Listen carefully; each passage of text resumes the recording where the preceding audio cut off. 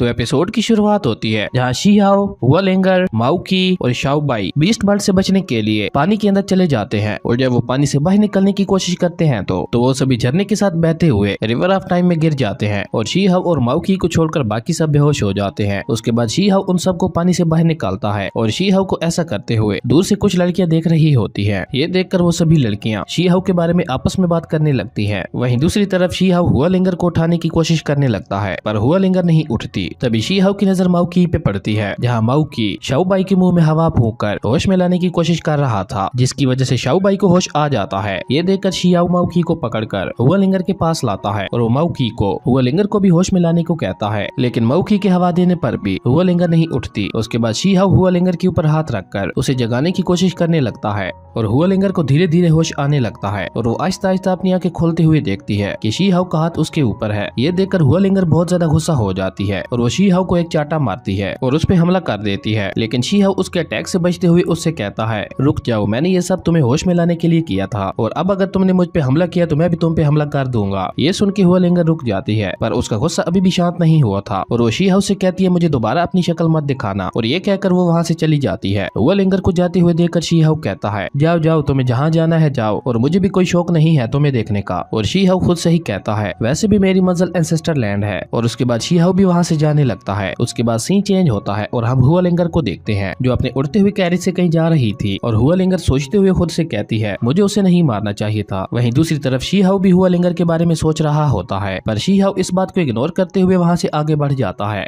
उसके बाद scene change होता है जहाँ लिंग हिल में वही रिवर वाली लड़की अपने साथियों के साथ मिलकर शी हाओ पे हमला कर देती है, पर शी हाओ अब पहले से कहीं ज्यादा पावरफुल हो चुका था और शी हाओ अपनी पावर का यूज करते हुए उन सभी को आसानी से हरा देता है। और शी हाओ उनमें से एक लड़की को पकड़कर उससे पूछता है, तुम लोग मुझ पे अटैक क्यों कर रही हो, मैं तो तुम सबको जानता भी नहीं हूँ। जिस पे वो लड़की शी हाओ से कहती है, हम तुम्हें कोई नुकसान नहीं पहुँचाना चाहती थी, हम तो बस तुम्हारी पावर को चेक कर रही थी। तुम इतने छोटे होते हुए भी इतने ज्यादा पावरफुल हो और तुम बहुत ही ज्यादा अमेजिंग हो, पर फ्यूचर में तुम और भी ज्यादा पावरफुल बनोगे और मैं तुम्हारा पोटेंशियल समंदर की लहरों की तरह बढ़ता हुआ देख रही हूँ। उसके बाद वो लड़की शी हाओ के पास जाते हुए शी हाओ से पूछती है, तुम कहाँ जा रहे हो। जिस पे शी हाओ उस लड़की को बताता है, मैं एक्सपीरियंस लेने के लिए ग्रेट विल्डरनेस जा रहा हूँ। उसके बाद वो लड़की शी हाओ को बताती है, हम तुम्हारी ताकत देखना चाहते थे लेकिन हमें ये उम्मीद नहीं थी कि इतनी कम एज में तुम इतने ज्यादा पावरफुल होगे। ये कहकर वो लड़की शी हाओ को अपना नाम बताते हुए शी हाओ को एक टोकन देती है और शी हाओ से कहती है, इस टोकन की मदद से जब कभी भी तुम चाहो तो हमें ज्वाइन कर सकते हो। जिसपे शी हाओ उसका शुक्रिया अदा करते हुए वहाँ से जाने लगता है। उसके बाद सीन चेंज होता है जहाँ शी हाओ यू क्लैन के मेंशन में पहुँचता है और शी हाओ शाओ बाई को वहीं रुकने का कहकर धीरे धीरे अंदर जाने लगता है, जहाँ वो देखता है दो लोग उस सर्वेंट को जो वहाँ पे नकली शी हाओ बन के रह रहा था उसे कहते हैं, वो बूढ़ा आदमी तो मरने ही वाला है, उसके लिए अब इतनी ज्यादा दवाइयाँ ले जाने का कोई भी फायदा नहीं है। और वो दोनों उस लड़के को परेशान करने लगते हैं, लेकिन तभी शी हाओ वहाँ पे छुपकर उन दोनों पे अटैक कर देता है, जिसकी वजह से वो दोनों बहुत ज्यादा डर जाते हैं और वो दोनों वहाँ से भाग जाते हैं। लेकिन तभी शी हाओ को अटैक करते हुए एक चिड़िया देख लेती है और एक सैनिक को जाकर शी हाओ के बारे में बता देती है। उसके बाद वो सैनिक अपने मास्टर के पास जाकर असली शी हाओ के वापस आ जाने की खबर देता है। उसके बाद सीन चेंज होता है जहाँ नकली शी हाओ और उसके ग्रैंडपा आपस में बात कर रहे होते हैं और तभी वहाँ पे शी हाओ भी आ जाता है और शी हाओ को वहाँ देखकर ग्रैंडपा बहुत ही ज्यादा हैरान हो जाते हैं। और उसके बाद ग्रैंडपा शी हाओ को वहाँ पे हुई सारी घटना के बारे में बताते हैं, जिसपे शी हाओ उनसे अपने माता पिता के बारे में पूछता है, जिसपे ग्रैंडपा शी हाओ को बताते हैं कि वो तुम्हें जल्दी ठीक करने के लिए होली मेडिसिन लेने के लिए टाइगू गॉड माउंटेन पे गए थे, लेकिन वो वहाँ से कभी भी लौट कर वापस नहीं आए। ये सुन के शी हाओ ग्रैंडपा से टाइगू गॉड माउंटेन के बारे में पूछता है, जिसपे ग्रैंडपा बताते हैं,